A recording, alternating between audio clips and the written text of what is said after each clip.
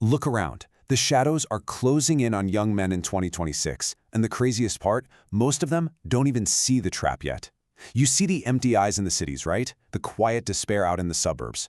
We're looking at rising numbers of guys who wake up each morning already defeated before the day even begins. Fathers are missing, mothers are broken, the streets are literally swallowing ambition whole. Betrayal cuts deep, heartbreak leaves a guy hollow, and grief, it never truly leaves. But listen, this isn't just random pain, no. This is the new battlefield, and the young men standing on it are losing ground every single hour. The most terrifying part of all this, the trap was set in plain sight, and you might already be caught in it without realizing the doors have locked. Because something much darker is moving right beneath the surface. The exact same forces that once crushed entire generations, they've been refined. They're quieter now, far more efficient. Meaning is draining away like blood from an open wound, and when meaning dies, a man becomes incredibly easy prey. Just watch the contradictions play out in your own life in real time. Society tells men to be strong, and then what? It punishes that strength. It tells them to feel, then totally mocks those very feelings. It tells them to hustle, then stacks the economic odds so insanely high the climb looks impossible. As a result, we're seeing this terrifyingly unusual behavior spread like wildfire.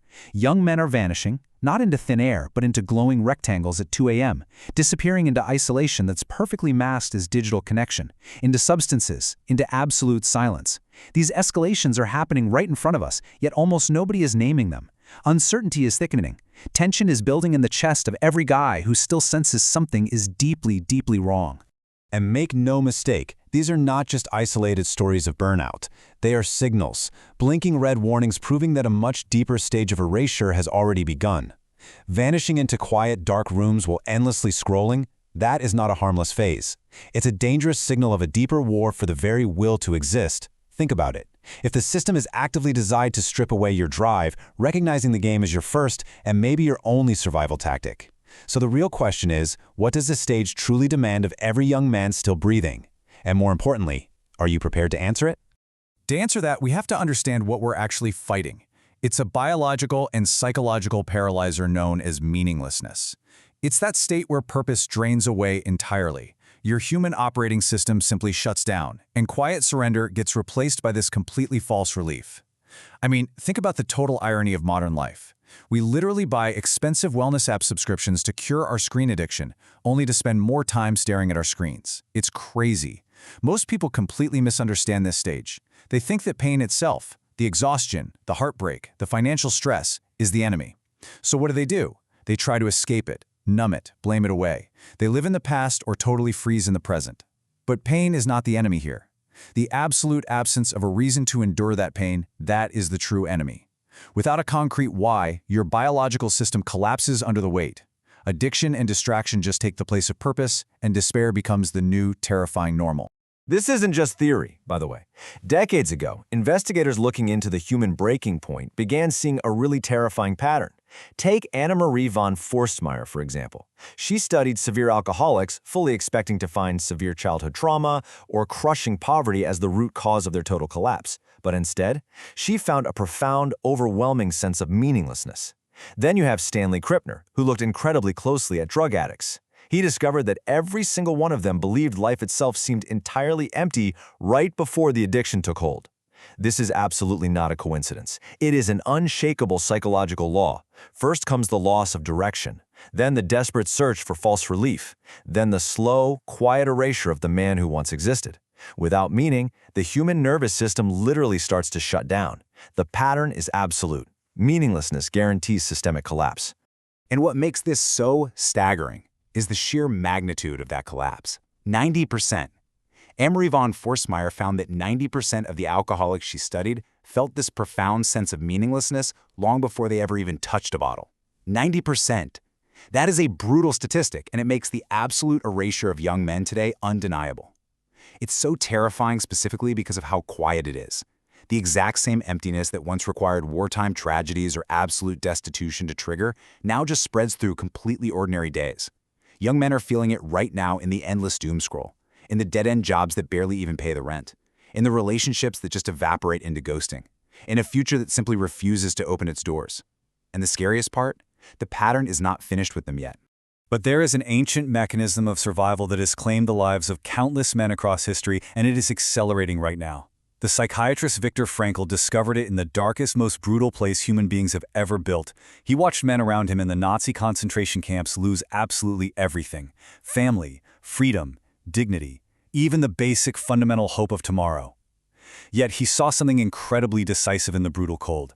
The men who somehow found a reason to endure, maybe a task left unfinished or a loved one to see again, they did not break mentally. Their minds actually fortified their bodies. But the ones who saw only the immediate brutal suffering, they collapsed almost overnight. Frankl realized that suffering ceases to be suffering the exact moment it finds a meaning. That right there is the core of the pattern.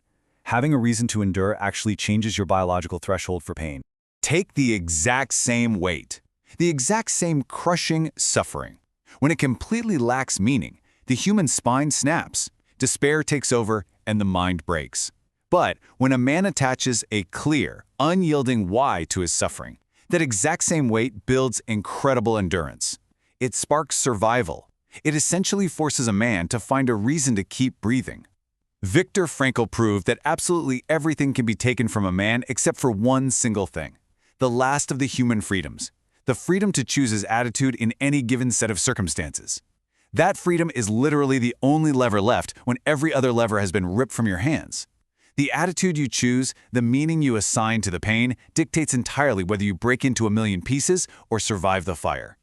And listen, this isn't just ancient history. It is happening right now, on concrete streets.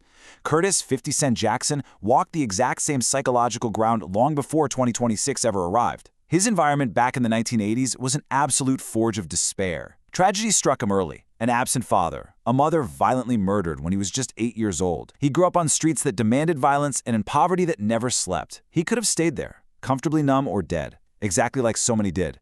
But then came the ultimate turning point in the year 2000. 9 bullets tore through his body at close range. Now, most men would have died right there on that pavement or mentally broken during the grueling recovery process. But what did he do? He used that near-death moment as pure, concentrated fuel. He flooded the streets with mixtapes, no record deal, no safety net at all. Only the unyielding, aggressive decision to just keep moving forward. Adversity becomes the forge. The response becomes the weapon. This was his unyielding choice. He actively weaponized his near-death moment against the exact odds that were systematically designed to destroy him. He left the life that was killing him and chased music with nothing but raw, starving hunger. Now I want you to ask yourself, how are you responding to your own adversity? You might not be literally dodging bullets, but you are facing everyday psychological warfare. The mechanism is exactly the same. The pain you feel right now is not the end of your story. It is the raw material, and it is completely up to you to decide if that material builds your grave or builds your armor. Because the stage is already shifting for young men in 2026, and each shift carries way heavier weight than the last. Young men are facing intense, parallel pressures today. Economic walls that rise higher each year. Social scripts that rewrite themselves overnight. Bodies and minds under constant low-grade attack. This surrender doesn't happen all at once. It happens in 3 fatal, quiet shifts. Step 1, the quiet erosion of hope. It probably feels uncomfortably familiar. You just stop believing tomorrow can actually be better. Your purpose dissolves into vague, lazy wishes. Step 2, the replacement of meaning with cheap substitutes. Endless screens, numbing substances, empty video game achievements that feel like progress but leave your real-world core entirely hollow. And finally, step 3, the loss of the last freedom to choose. This is the terrifying ultimate consequence. When a man no longer believes he can even choose his own response, the trap completely snaps shut. The pattern completes its work, and he is gone. So who actually benefits from all this weakness? The motives of the forces around you are not emotional. They are cold, they are calculating, and they are highly strategic. Entire systems profit immensely from your endless consumption. Massive structures rely heavily on your total dependency. Powerful forces literally require the absolute absence of your independent will. Think about the dark irony of the attention economy for a second. The world's smartest engineers are being paid millions of dollars to design algorithms that actively replace your independent will with a cheap dopamine loop. Anyone needing a generation of soft, distracted men absolutely wins when you lose. Keep men distracted, keep them dependent, keep them endlessly scrolling without a clear why. If they do that, you never become dangerous to the order that profits from your weakness. Control simply passes to whatever massive corporation or ideology is willing to supply a false, prepackaged purpose. We're basically facing a historical countdown, an impending collision. 3 paths open up from this exact point, and each one violently rewrites the future of power. Path 1 is total surrender, where power concentrates securely at the top. Young men continue drifting, meaning stays completely lost. Addiction, distraction, and despair claim even larger numbers, and an entire generation becomes manageable, quiet, and fundamentally finished. Path 2 is minority resilience. This is where small, fierce circles choose attitude over circumstance. They treat modern hardship exactly like Viktor Frankl and Curtis 50 Cent Jackson treated theirs. On this path, influence shifts slowly, because men who own their response cannot be fully owned by any system. And then there's Path 3, mass systemic upheaval. The friction peaks. Enough young men wake up and actually reclaim that last human freedom, causing the entire systems built on their emptiness to strain and crack. New forms of strength appear. Old forms of control fatally weaken. History has seen this violent swing before, and trust me, it never arrives gently. One realization cuts deeper than all the rest. The absolute freedom to choose your response is still perfectly available right now in 2026. Yet fewer guys reach for it each day. That growing silence, that is the real flashing warning. The entire trap relies entirely on you not noticing it.